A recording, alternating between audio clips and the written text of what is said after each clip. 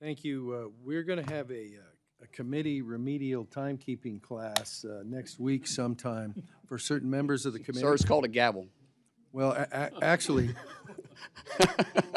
that's interesting talk coming from a guy from the Senate who hasn't done an appropriations bill since Christ was a corporal. I had that one coming, sir. Madam Ranking Member, the floor is yours. We'll pay no attention to the remediation session, Mr. Chairman. I do appreciate, Mr. Secretary, your concern about the lost children, but I also want to remind people that let's not forget what was a Trump administration policy initiated by Stephen Miller, which was to let us separate children from their families at the border, because this would be a way to curtail or to stop immigration, separating children from their families, how to hurt them the most. I asked and had a phone conversation with Secretary Azar at the time. I know I was in my living room with my 2-year-old grandson on my lap trying to have this conversation, and I asked him if there was a way in which he had a list of how you could reunite children with their families, and he assured me that we did. You know, when you take your clothes to the cleaners, they give you a tag, and you then go back and you retrieve your clothes. When you get luggage, you go and get your luggage is returned. Well, quite I wish the frankly, Biden administration would have done that. Let me just say this to you, sir. Again, it is my time. 3,900 children were separated from their families. 450,000 kids were lost during the Biden Mr. administration. You Secretary, didn't say a word Mr. about Secretary, do not interrupt. Don't you point your finger at me. Don't I be a will hypocrite. point my finger Don't you be at a hypocrite you. then. Then you be as 3,900 you should be as upset about the 450,000 kids that upset. were lost. And You didn't say a word about it. For 4 years, you never said a word. Mr. Secretary. Could you put him in his place for Don't yell at You me. should I'm be the put in good your guy. place. Mr. Secretary, if you would like 4 minutes for a closing statement when everybody's done, I'll give you that. But while members are on their 8 minutes, I need them to have their 8 minutes. Mr. started Chairman, my I comments. appreciate that. My issue is that they say this for sound bites, and I'm not going to let them say What something did like you that do that's not just true. recently for sound bites? I sympathize with the 400,000. We are going to have something resembling order here. The time is the ranking members. If you would like to respond later on, there are methods to do that, but it's not a who can talk louder into the mic.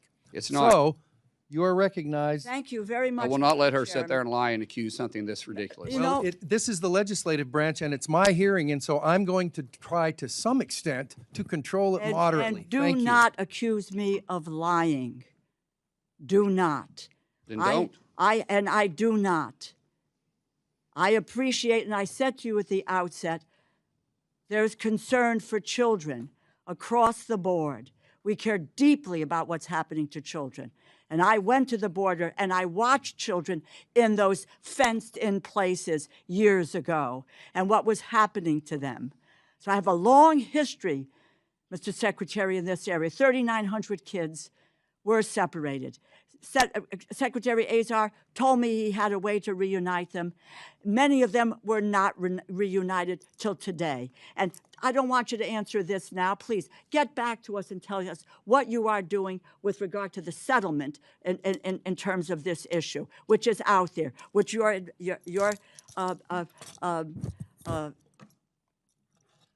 department needs to come close to. I'll make a statement to you again. But this is fact from the bill, Mr. Chairman. The bill that the Republicans have proposed for funding the Department of Homeland Security cuts cybersecurity budget by more than $250 million. It cuts the TSA by nearly $350 million. And the Trump administration is openly advocating for privatizing TSA while trying to eliminate their collective bargaining rights. We all know what happened earlier this year. TSA workers endured the longest government shutdown in history. There was a lot of discussion and talk invoked about the long lines and the use of leverage to force through a Homeland Security bill without any reforms to what were critical ICE and CBP reforms that were necessary, that the American people wanted and were clamoring for. They didn't want to continue to see masked marauders on their streets with just harassing people. Congress eventually passed my legislation that paid TSA workers, funded FEMA, CISA, Secret Service, and the Coast Guard. And today, and it took you 79 days on the Republican side to make that decision to pay these people instead of just talking about paying this. The administration continues to attempt to walk away from the collective bargaining agreement with TSA workers, something that the federal courts have now twice said is illegal. Indeed, your testimony frames the attempt to force over 200 smaller airports in this country into a new security structure as a setting. And quote, the TSA, this is in the testimony, the TSA is on the path to privatization. My question on this issue is, given all that the transportation security offers did for us during a Republican shutdown, how can it be that the department's position is that TSA workers should not be granted the same basic labor protections as federal enforcement officers? How can it be that your priority is to have them work for the lowest bidder, where the wages and the benefits of these workers will unquestionably be lower? Well, actually, it was the Democrats that voted every time to shut them down. The Republicans voted every time to open them up. Pass, So just give me we the didn't answer shut them to my down. You question. shut them down. Answer my question. What are you doing? Why are you moving? Ma'am, I answered your question. You were the one that shut them down. The Democrats shut down. How many times did you vote to shut them down? Why? You know, these people come to us to get funding for the work that they do, and we ought I'm to take actually a look at factually the work correct. that they don't I'm do. factually correct. The work You that they voted don't to do. shut them down. Republicans voted to open them over and over and Well, over what again. the Your vote Republicans clearly finally stated did- that you voted to shut us what they down. finally And it did- wasn't until it became Madam popular. Ranking And then, by the Member, way, ICE agents came there and helped bring the Mr. lines down. The Secretary. same people that you also kept shut down for Mr. 115 Secretary. days. I'm answering the question. No, you I thought didn't, you said Mr. you answered it. Secretary. The floor is hers. My dear, Actually, I gave it to her. You know, there is a chairman of a committee. That's me. I gave it back to her. this tells She's you got it. something about who these folks are. And have everybody another on question, this Madam panel. Ranking Well, Member? yeah, no, I do, but I didn't get an answer to a question. So the How record can will it so be- reflect. Thank Please you. ask your next Okay, question. and I will. This has to do with FEMA. Simple question. And I want to start where I left off with Secretary Noem last year. FEMA. Simple yes or no. Do you support eliminating FEMA? Do you support eliminating FEMA? There's portions of FEMA that Do you needs to be back to support state. eliminating There's FEMA? no yes or no question on that. There's Do you portions that need to go back support to the state. eliminating FEMA?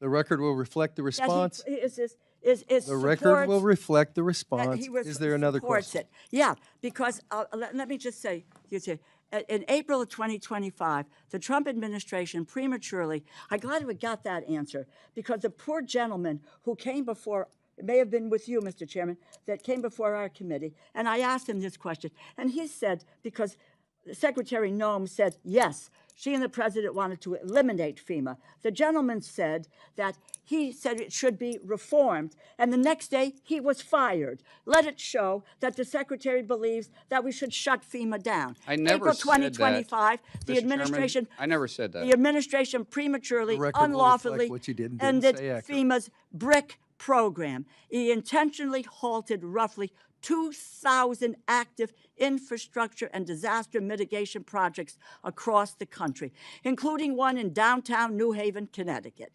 A coalition of 22 states and D.C. sued FEMA.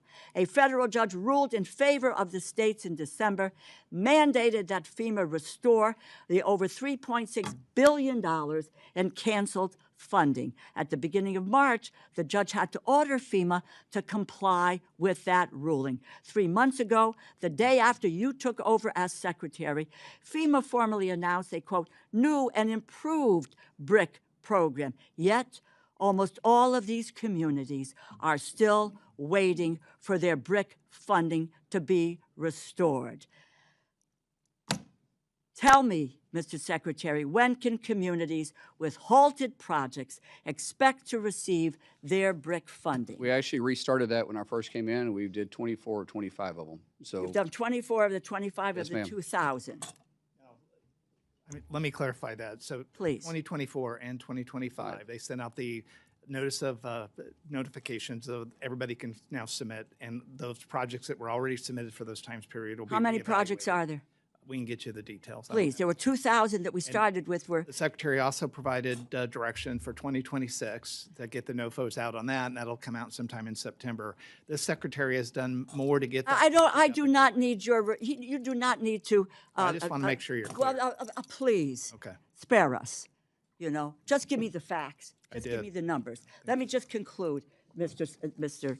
Chairman, and thank you. I would like to work in an open and in a transparent way, because that BRIC funding for New Haven, Connecticut, which I probably will not get because I'm in a blue state, that the BRIC funding for New Haven, Connecticut is important, which is why we support the programs, bipartisan support for the BRIC program. So please, let's get the NOFOs out as quickly as possible and get the money to the communities that need them. My final comment to you is, I'd just like to go back a second.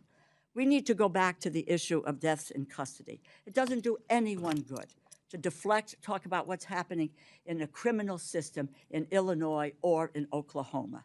What we need, because 54 deaths are 54, in what is civil detention, we need a plan to address the fact that 54 people in your department they were in civil detention, it's not criminal detention, are dead. They should not be. We need to hear from you. I don't need an answer now. There is no time. I've taken an enormous amount of time. Get us a policy, a plan, in a timely fashion that says, how are we going to deal with these issues? I yield back, and I thank you, Mr. Thank you to the ranking member, the gentlelady from Iowa. The